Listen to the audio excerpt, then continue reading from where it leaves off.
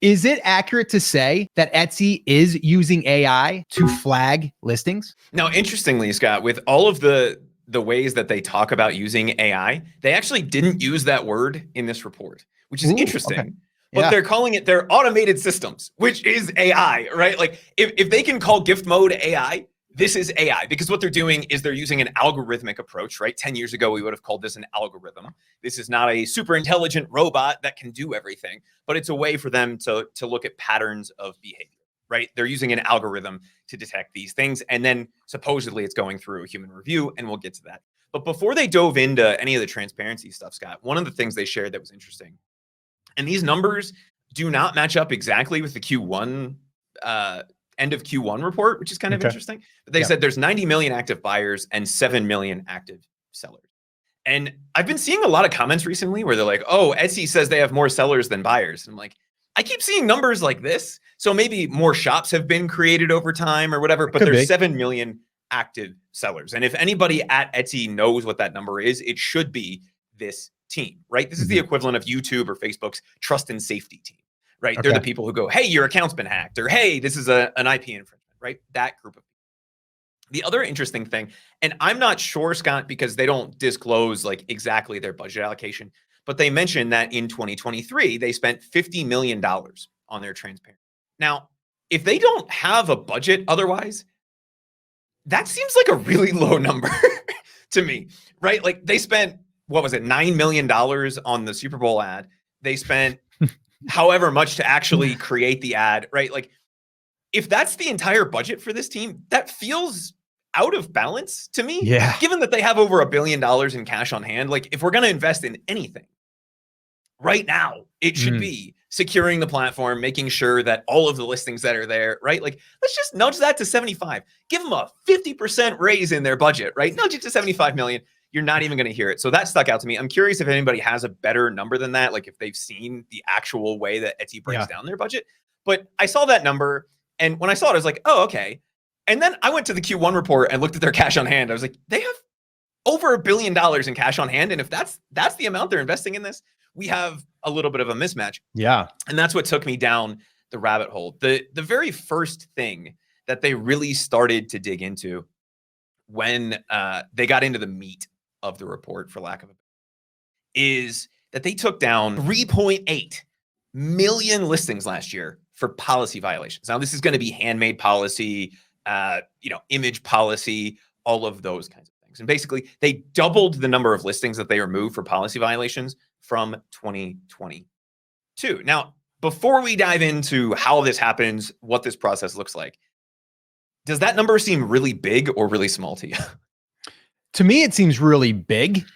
And for policy violations, like what are we talking about? Like what is the policy violation? Is there anything in the report, Chris, that actually gives us some insight as far as like a policy violation could be a slew of things? Well, so basically what they're talking about here with this 3.8 million is their house rules. So this is going to be a violation of something that could potentially be on the marketplace, right? It's not copyright infringement. That's a whole different section of the report, and we'll get there. This is just listing creation violations. So you didn't market as handmade with a production partner. You have an image that is inappropriate. It's not quite right for the marketplace, right? It's not an actually handmade product. And given that they have 2,400 employees, right? Even if everybody was looking at these listings, they wouldn't necessarily be able to come up with that number, right? And this is where they really started to use AI. Inside of their report, they're saying 94% of those, so 3.5 million of those listings were flagged by their system. Only 6% of those, like 300,000 of those listings, were flagged by somebody on Etsy. So a seller reporting it as a violation. Somebody saying, hey, this is not a handmade product, right? Only 300,000 of those, 6%, were flagged by the community. The other 94% were flagged by their automated systems, right? So their in-house AI that they use to start to track these listings down. When we dig into it a little bit further, they said almost the vast majority of these were handmade policy violations. And 4 times more listings this year were removed for handmade policy violations than they were last year. And 2 times as many sellers this year were suspended They didn't give the full number of shops suspended, but they said they suspended shops for double the number of people this year for handmade policy violations. Now, everybody has had the impression for a while that this is a 100% like automatic thing. And what this report lets us know, which is, I'm not sure if it's better or worse, and I'm gonna get your take on this here in a second, is that of all of those listings, those 3.8 million listings, they are flagged either by somebody in the community, right? Really small number of people reporting things, or by their AI. And then someone looks at it and decides if it's a handmade policy violation or not. So just thinking about that number of 3.8 million, does this seem like something that somebody would be able to take a look at scale and make a rational decision?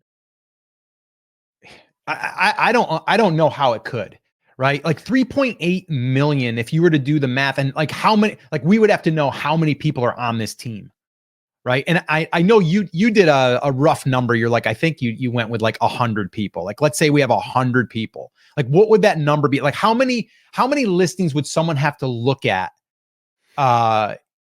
if they were assigned these? What was the number?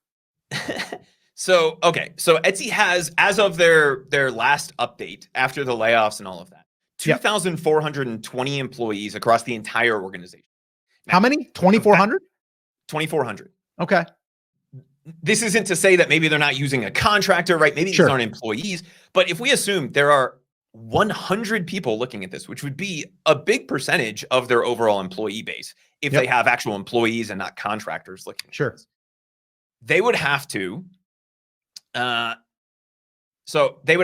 look at a listing every 4.6 minutes for 8 hours a day, 365 days a year, no pee, no poop, no lunch break, no cigarettes, nothing, sitting at their desk, reviewing a listing every 4.6 minutes.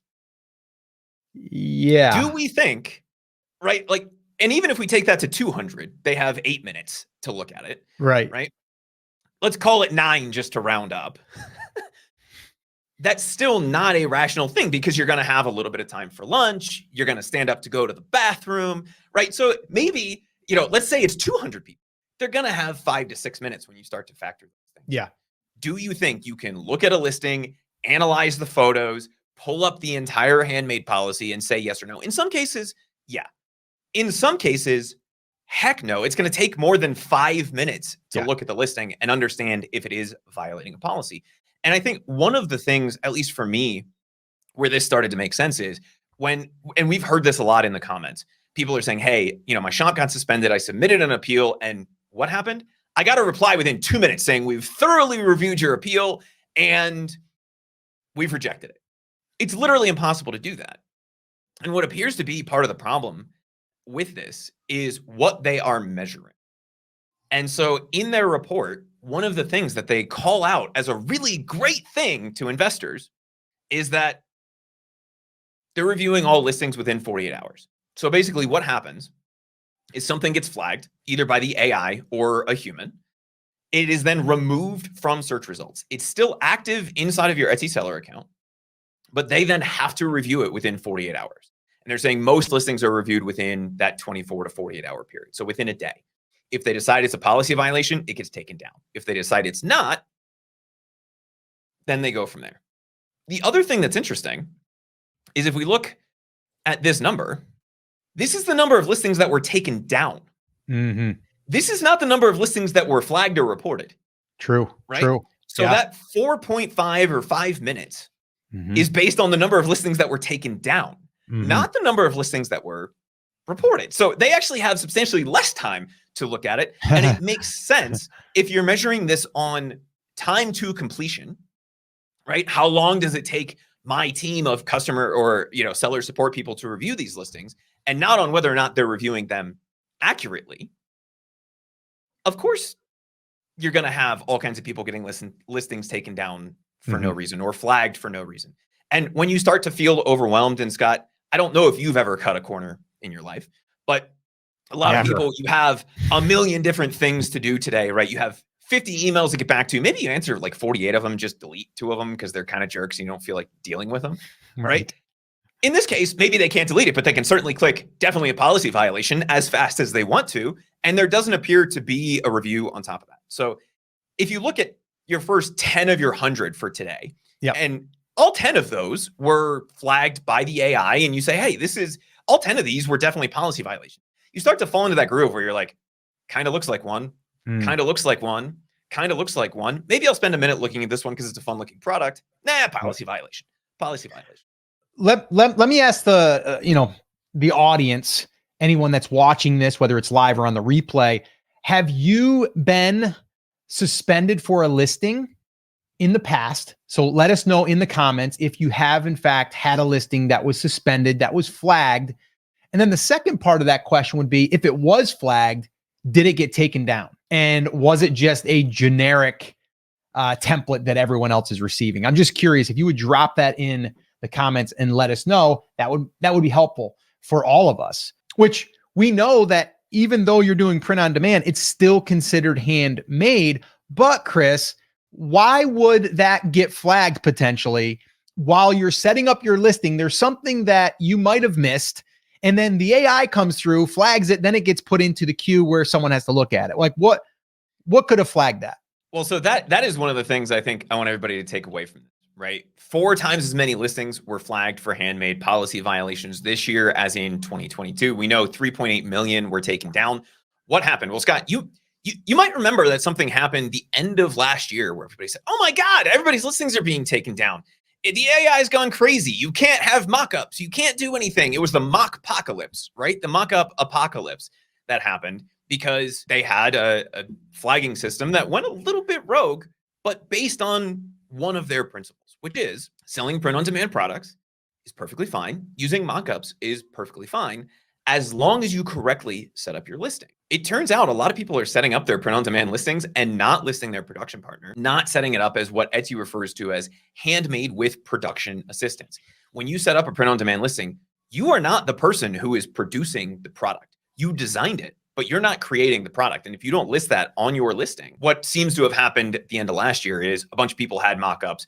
They weren't listing it as handmade with a production partner. And Etsy went through, they saw that same image on everything, and they took a bunch of people down. It didn't have anything to do with the mock-up. It had a lot more to do with how the listing itself was set up. So if you're selling print on demand, make sure that you are listing that production partner, that you are saying that that is who is creating it, and that you are the designer of the product. And that will help you with a big portion of these takedowns.